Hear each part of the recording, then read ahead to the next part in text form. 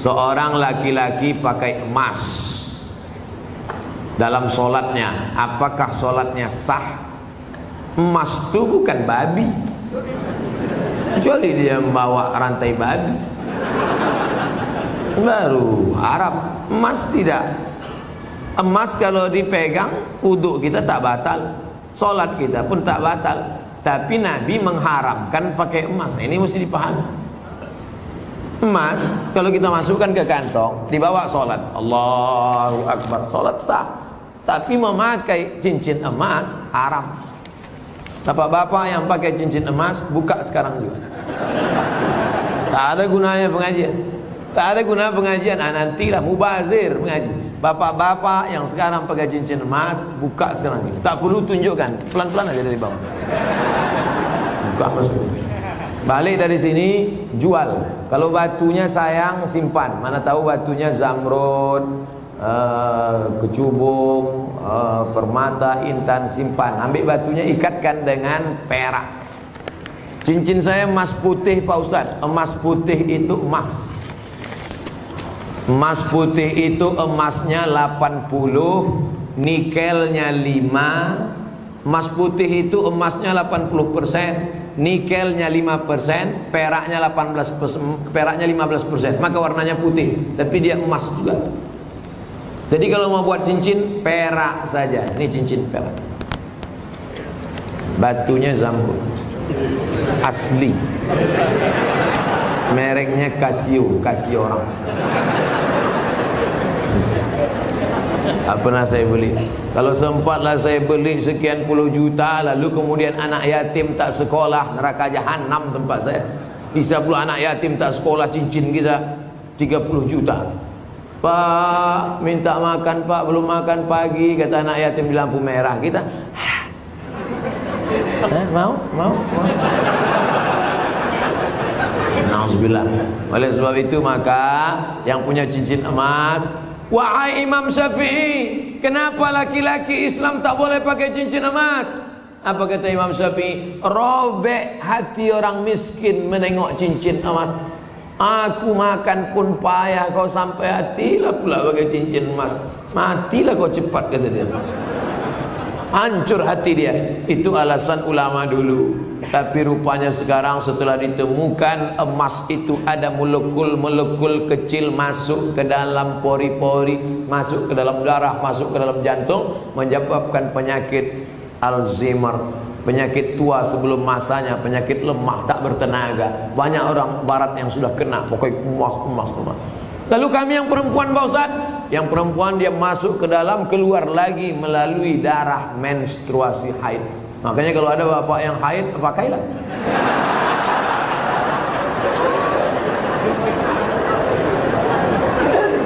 Saya selalu ketiduran, tak dapat sholat subuh.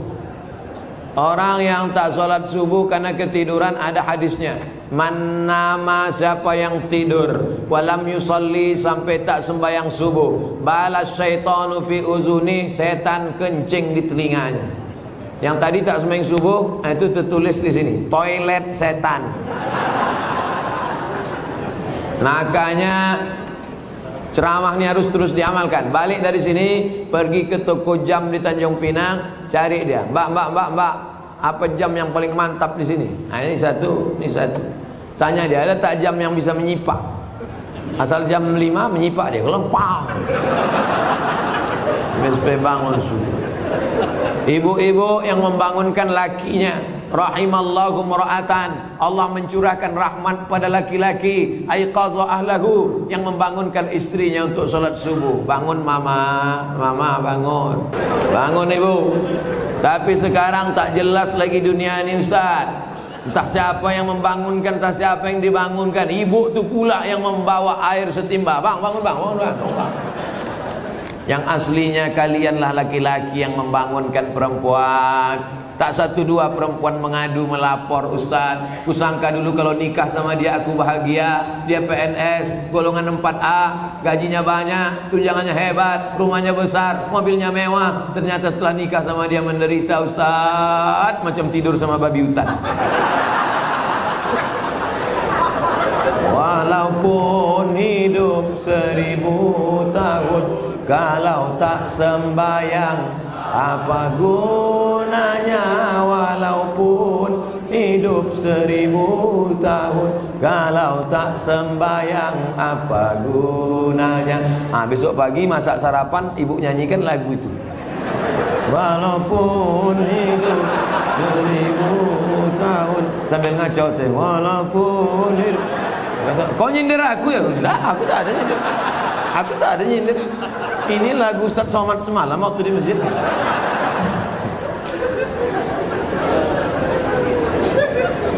Ustaz, apa sah laki-laki solat di rumah tapi tak di masjid?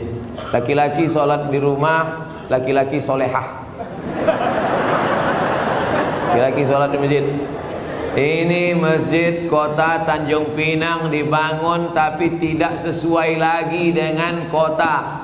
Tidak sempat lagi bisa dilebarkan. Parkir sudah sulit, masyarakat sudah tertampung lagi. Makanya mesti dibangun nanti di lokasi yang baru, masjid yang lebih besar lagi. Amin. Yang ini tetap ramai, yang sana tetap ramai. Tengoklah, tak muat lagi orang sholat. Orang Tanjung Pinang ini kaya-kaya, tiang masjidnya emas. Ilaha illallah. Luar biasa. Orang susah menjadi emas. Laki-laki di Tanjung Pinang tak ada yang pakai emas, karena mereka mau menunjukkan kayanya bukan dengan cincinnya, tiang masjidnya emas. Hebatnya lagi di Tanjung Pinang, walaupun tiang masjidnya emas, tapi jendelanya tak pakai kosen. Menunjukkan apa? Aman. Tanjung Pinang aman, tak ada pencuri. Kadang-kadang kita masuk ke salah satu masjid, kotak infak dicor. Kotak infak pakai rantai besi, pakai gembok. Di sini aman. Coba tengok masjid, lampunya pula macam lampu Masjid Nabawi. Luar biasa, hebat. Entah emas tak kuningan.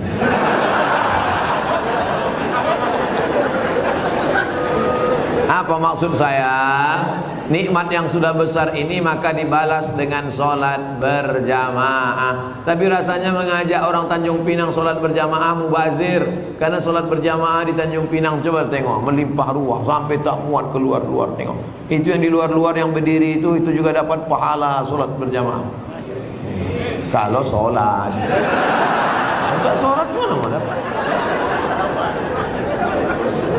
Layantayanna, mereka yang tak datang ke masjid, jangan ulangi lagi. Yang sholat di kantor, yang sholat di rumah, yang sholat di kamar, jangan ulangi lagi, kata Nabi. Kalau kalian tetap sholat di rumah, la uharriqanna alaihim buyutahum, ku bakar rumah mereka. Nabi yang bilang, kalau kalian sholat di rumah, ku bakar rumah mereka. Kalau hidup Nabi sekarang bertambah hotspot titik api. Saking banyaknya rumah yang dibakar Nabi, berasap lagi. Ustaz janganlah sebut-sebut asap. Asap Tanjung Pinang ini kan dari kampung Ustaz juga. Saya tahu, ku tahu apa yang ada dalam hati.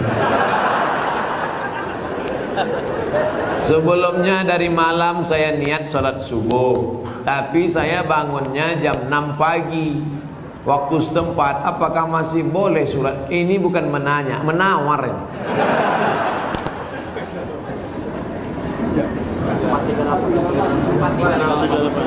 Subuh 438. Imsak subuh, zuhur, asar, maghrib, isya. Maghribnya jam, kalau maghribnya jam 6:04, kalau maghribnya jam 6:04, kurangi 15 menit. Begitu cara mengukur isyraq. Boleh sholat sunat isyraq itu 15 menit lewat syuruk. Syuruk matahari terbit.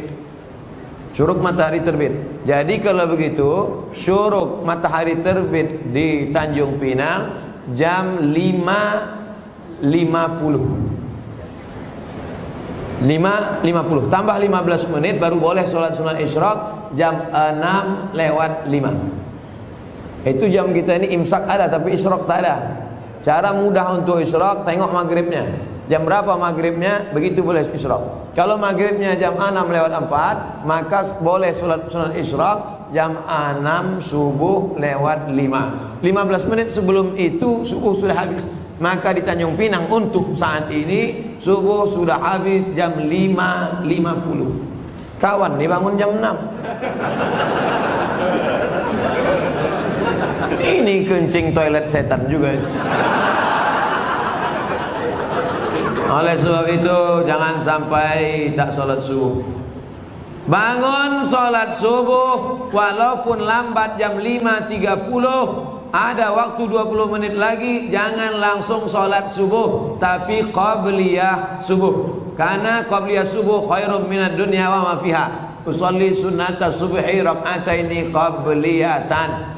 Rakaat pertama qul ya ayyuhal kafirun. Rakaat kedua qul huwallahu ahad. Baru iqamat, baru sholat subuh. Jangan tinggalkan qabliyah subuh. Jangan tinggalkan qabliyah subuh walaupun terlambat.